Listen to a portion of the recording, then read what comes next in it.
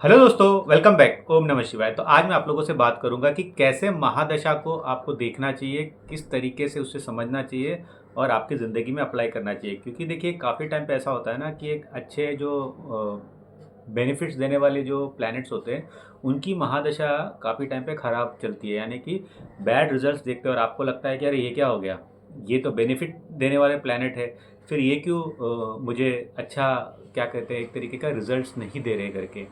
तो इसके काफ़ी ज़्यादा रीज़न्स होते हैं। ये मैं आपको इस वीडियो में बताऊंगा। देखो आवाज़ आ रही होगी आपको थोड़ा बहुत। देखिए पूरा पूरा दिन चल रहा है मुंबई में, इतना कंस्ट्रक्शन का काम हो रहा है कि वो हिसाब नहीं है। तो मैं अगर पूरे पूरे 4-4 दिन वेट करूँ कि वीडियो बनाने के लिए, तो आप लोग भी मुझसे बोले ना वेट करते करते थक जाओगे और फिर मेरा भी एक ड्राइव जो रहता है ना वो ख़राब हो जाता है। तो थोड़ा बहुत देखिए इसको हैंडल कीजिए, थोड़ा अपना वॉल्यूम बढ़ा के आप सुन लेना। थोड़ा ये टाइम को थोड़ा आप समझ के ले लेना। बट क्या है, वीडियो बनाना भी काफ़ी ज़्यादा ज़रूरी होता है। तो टॉपिक पे बात करते हैं। देखो आपको मैं कुछ कुछ चीज़ें समझाऊंगा। देखिए जैसे वीनस की महादशा हो गई, जुपिटर की महादशा हो गई, मरकुरी की महादशा हो गई, सन मून की महादशा हो गई। अब देखिए सन और मून की जो महादशा होती है ना, वो या तो देखो पर्सन के बहुत कुछ उसके चार्ट पे डिपेंड करता है कि वो सन उसके कुंडली में बेनिफिशियल है कि नहीं। क्योंकि सन 50% बेनिफिशियल और 50% मेलिफिक होता है, सेम मून भी। और मून तो किसी किसी चार्ट में देखिए काफ़ी टाइम पे मेलिफिक ही काम करता है। क्योंकि देखो जो नेगेटिव लोग होते हैं या जो नेगेटिव चीज़ें वो करते हैं ज़िंदगी में, वो कहीं ना कहीं नेगेटिव मून का ही, वो मून जो कि एक तरीके से मेलिफिक काम कर रहा है, इस वजह से ही वो पर्सन आप कह सकते हो एक तरीके से दुष्ट है या बुरा इंसान है। ये सारे उसी का एक तरीके का ट्रेड्स होता है। और कभी कभी क्या होता है ना कि केतु या राहु ये भी बहुत अच्छे रिजल्ट्स देते हैं। अब वो किसके लिए देते हैं, वही सारी चीज़ें मैं इस वीडियो में आपको बताऊंगा। और दूसरी चीज़ ये है कि मैं एक या दो कुंडली दिखाऊंगा जहाँ पे आपको थोड़ा बताऊंगा कि कैसे आप महादशा को देख सकते हो। और इससे आपको भी आइडिया मिल जाएगा एक तरीके से कि हाँ ठीक है, इस वजह से मेरे साथ ज़िंदगी में ये हो रहा है। ऑब्वियसली और नहीं समझ में आता आप कोई भी एक अच्छे एस्ट्रोलॉजर से कंसल्ट कर सकते हो। बट ये सारी जो चीज़ें हैं, आई थिंक बहुत सारी चीज़ें तो इस वीडियो में ही आपको समझ आ जाएगी। तो ठीक है, अब देखिए राहु राहु का महादशा उन लोगों के लिए अच्छा होता है जो एम्बिशियस होते हैं। सीधी सी बात है, जो लोग एम्बिशियस होते हैं, जिनका राहु देखिए थर्ड हाउस में रहेगा उनकी कुंडली में, या नाइन्थ हाउस में रहेगा, सेवन्थ हाउस में रहेगा, और उसकी महादशा शुरू हो गई ना, तो कहीं ना कहीं वो महादशा आपके लिए अच्छा होगा। ऑब्वियसली हेल्थ इश्यूज देगा ही, क्योंकि देखो मेलिफिक प्लैनेट है, मेलिफिक चीज़ें तो होगी। बट उस मेलिफिक चीज़ों में आप अपना पॉजिटिविटी किस तरीके से, तो क्या आप में एक ड्राइव है अपनी ज़िंदगी में कुछ करने का आपको ड्राइव है, तब आपकी ज़िंदगी में बहुत अच्छे रिजल्ट्स आएंगे। भले ही वो तकलीफ से आएंगे बट आएंगे। तो ऐसे आपको आपके राहु को देखना पड़ेगा। फॉर एन एग्जांपल देखिए, ये एक चार्ट देख लो, ये एक चार्ट देख लो। यहाँ पे राहु कहाँ पर है, राहु इसके नाइन्थ हाउस में है, नाइन्थ हाउस में है, ठीक है। अब आप देखो कि पाइसेस साइन में है। आप देखो कि इसका जो राहु है इसके नौमांश में कहाँ पर है, सेवन्थ हाउस में है। तो यहाँ पे क्या हुआ है, ये एक लेडी का चार्ट है। यहाँ पे क्या हुआ है कि लेडी ने सबसे पहले अपने बॉर्न प्लेस को छोड़ा, अपने किस्मत आजमाने के लिए वो शहर की ओर इसने रुख किया। और वहाँ पे पहले तो बहुत सारी चीज़ें हुई, मतलब कि इनके साथ एक तरीके से जब भी जो भी इनको जॉब भी मिल गई। बट जहाँ जॉब मिली वहाँ पे ऑफिस पॉलिटिक्स सारा कुछ हुआ। बट जब इन्होंने फाइट बैक किया तो इन्हें वहाँ पे लीडरशिप पोजीशन मिल गया। और ये अपने करियर में राहु के खास करके, देखिए राहु का तो बहुत लंबा एक देखिए महादशा होता है, उसमें इन्होंने अपना आप कहते हैं ना एक तरीके से बिल्डिंग एक एक करके इन्होंने एक एक पत्थर रखा अपने सक्सेस का, और एक बड़े पोजीशन पर पहुंची। और आज की डेट में जुपिटर की महादशा उनकी शुरू हो गई है। और एक बहुत अच्छे एक आप कह सकते हो हेड ऑफ द, आप कह सकते हो कि जो भी उनकी कंपनी है वहाँ पे वो पहुँच चुके हैं। बट उसकी जो नींव रखी गई थी ना, वो राहु की महादशा में रखी गई थी। और राहु जब भी आपको पता है कि वो, जैसे मैंने बोला, थर्ड, सेवन, 9, 10 ऐसे प्लेसमेंट में रहता है। अब नाइन्थ में उतना कभी कभी अच्छा नहीं करता, बट नाइन्थ में क्योंकि पाइसेस साइन है, आपके फैंटेसी आपके ड्रीम को चेस करने का हो जाता है यहाँ पे। इस वजह से पर्सन ने उस टाइम पे एक लंबा छलांग लगाया कि नहीं, एक छोटे से टाउन को मैं छोड़ूंगी, मैं शहर में जाऊंगी, भले ही जो भी हो, धक्का खाऊंगी, कुछ भी करूंगी। अपने आप को एजुकेटेड तो थी, बट उन्होंने अपना ड्राइव बनाया और वो सक्सेसफुल हो गई और आज बहुत अच्छा कर रही है ज़िंदगी में, हैप्पीली मैरिड, सब कुछ है। अब बहुत लोग के लिए ये होता है कि यार जुपिटर की महादशा आती है, बहुत एक्साइटेड होते हैं बहुत एक्साइटेड होते हैं, जुपिटर की महादशा आती है। बट कुछ लोगों के लिए जुपिटर का जो स्टार्टिंग फेज ऑफ महादशा है ना, वो मतलब कि राहु को भी बीट कर देगा वो, राहु को बीट कर देगा वो महादशा। क्यों? क्यों बीट कर देगा राहु को वो महादशा? क्योंकि आपको इस जो चार्ट है ना, इससे मैं आपको समझाऊंगा। अब ये चार्ट में देखो क्या हो रहा है, इस चार्ट में क्या हो रहा है। एसेंडेंट कैप्रिकॉन है, जुपिटर आपके 10th हाउस में है। कहाँ पे? तुला राशि में। और जो भी मेरा वीडियो काफ़ी टाइम से फॉलो करता है उसे पता है कि मैं हमेशा जुपिटर को 12th और तुला राशि में ना, मुझे जुपिटर इतना अच्छा परफॉर्म करता हुआ दिखा नहीं। हर नेगेटिव चीज़ वो स्टार्टिंग में करेगा, बट डायरेक्टली वो कभी भी अच्छा परफॉर्म करता हुआ मैंने उसे नहीं देखा है। फिर आप देखो जुपिटर नवमांश में ही देखो आप कहाँ पर है। जुपिटर नवमांश में 7th हाउस में है, वो भी सैजिटेरियस साइन में है।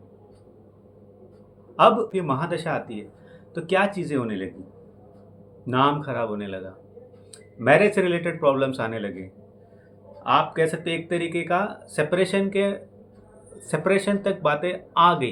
क्यों? क्योंकि एक तो तुला राशि एक्टिव हुआ और जुपिटर वहाँ एक्टिव कर रहा है। नवमांश में भी जुपिटर जो कि आपके 7th हाउस में बैठा है, तो related with marriage, business partnership, ये सब उभर के आएगा। और फिर जुपिटर अगेन 10th हाउस में भी चला जा रहा है, D10 में, जो कि हम मानते हैं कि अच्छा प्लेसमेंट होता है, बट ये बहुत ज़्यादा पेनफुल रिजल्ट्स भी देता है।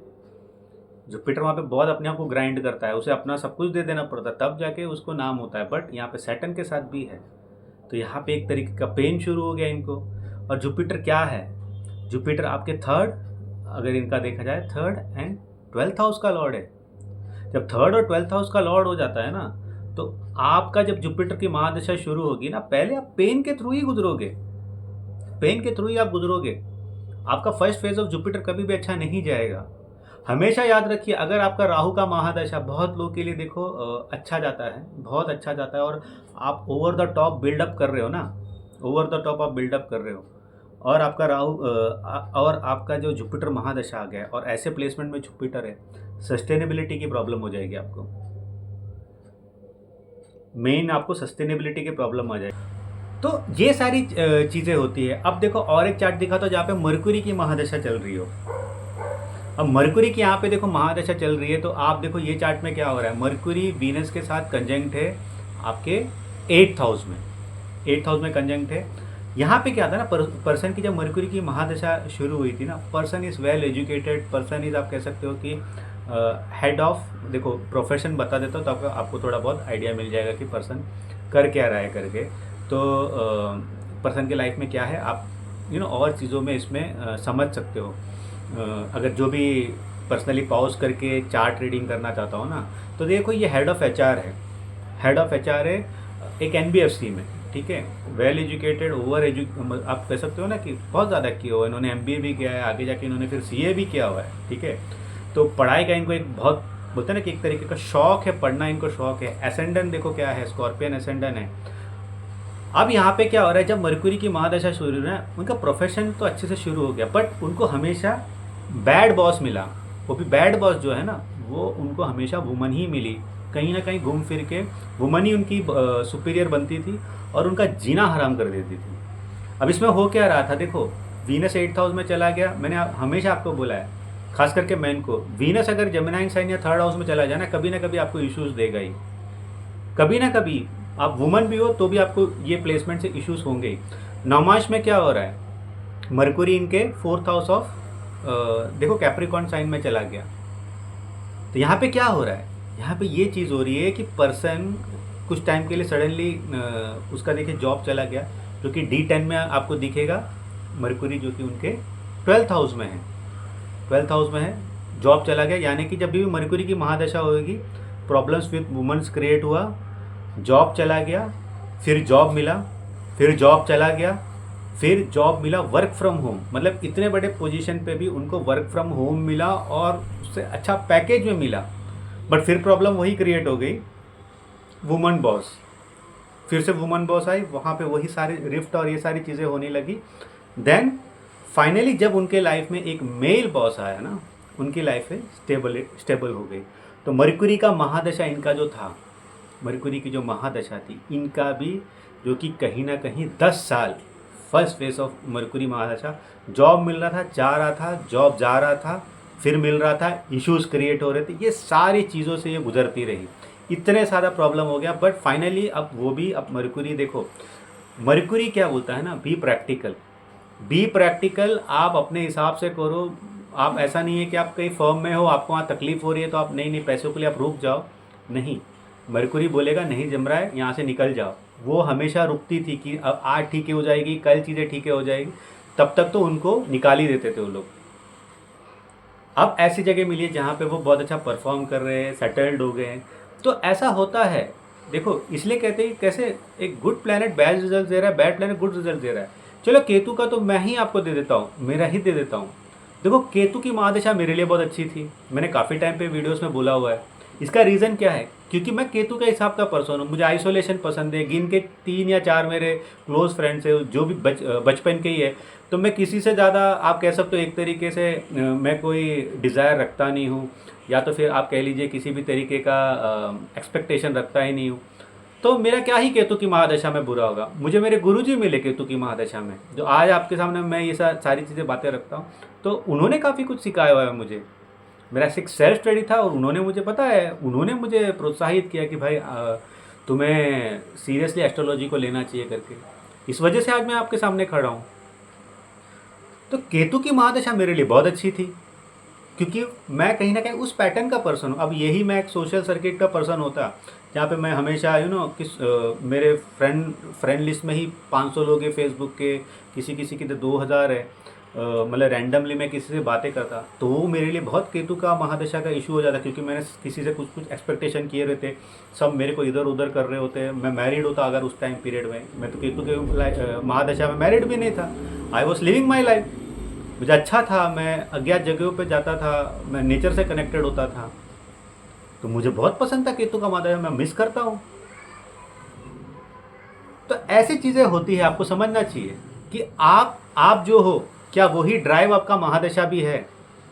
महादशा में आपको उस महादशा के हिसाब से थोड़ा चेंज होना पड़ता है।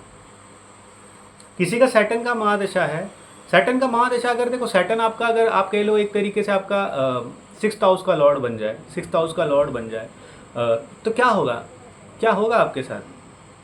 पहले तो आपको बहुत ज़्यादा ऑब्स्टिकल्स आएंगे लाइफ में। आप जहाँ पे हो, आप पढ़ रहे हो या फिर आप वर्क कर रहे हो, उस जगह पे बहुत सारी प्रॉब्लम्स क्रिएट होंगे, आपको सॉल्व करना पड़ेगा उधर। और अगर आपका जुपिटर अच्छा नहीं है आपकी कुंडली में, या सूर्य एकदम स्ट्रांग नहीं है आपकी कुंडली में, तब क्या होगा, आप बेवकूफ़ बनोगे, लोग रैंडमली आपको बेवकूफ़ बना देंगे। मंगल स्ट्रांग नहीं होगा, मंगल वीक होगा आपकी कुंडली में, रेजिस्टेंस पावर कम हो जाएगा। कोई भी बुरी चीज़ें आ रही है आपकी ज़िंदगी में, सबसे ज़्यादा तो यहाँ पे हेल्थ इश्यूज ही देखा जाता है। अगर सैटर्न आपका 6th हाउस का लॉर्ड बना है, या 8th हाउस का लॉर्ड बना है, या 12th हाउस का लॉर्ड बना है, कुछ ना कुछ लॉस होगा ही आपका। रात की नींद, सबसे पहले तो देखो 8th हाउस आपका, अगर सैटर्न जो कि अगर 11th हाउस का लॉर्ड है फॉर एन एग्जाम्पल, सबसे पहले तो आपका नींद और चैन चला जाएगा। फर्स्ट फेज ऑफ लाइफ में आपका कुछ बचेगा ही नहीं वहाँ पे। फिर धीमे धीमे धीमे जब आप सीखोगे, आप रीग्रुप करोगे अपने आप को, तब जाके आपकी चीज़ें सही होने लगेगी। बट सैटर्न की एक क्वालिटी होती है कि सैटर्न जब भी निकलेगा उसकी महादशा से, कमाल, आपका एक बेस बना के जाएगा, करियर के लिए, पैसे के लिए, जीवन साथी के लिए, कोई बेस बना के जाएगा। अगर उसका रिलेशन एसेंडेंट से है, 2nd हाउस से है, 7th हाउस से है, वो बेस बना के जाएगा आपका। अब उसकी मैं किसी का भी कुंडली दिखा सकता हूँ, बट देखिए फिर लंबा प्रोसेस हो जाएगा, आपको भी थोड़ा कन्फ्यूजन हो जाएगा। इसलिए कुछ कुछ मैंने अच्छे प्लानिटरी प्लेसमेंट की, जो बोलते हैं ना कि जैसे जुपिटर का बता दिया, मरकुरी का बता दिया, तो ये सारी चीज़ें ज़रूरी होती है, आपको समझना पड़ेगा।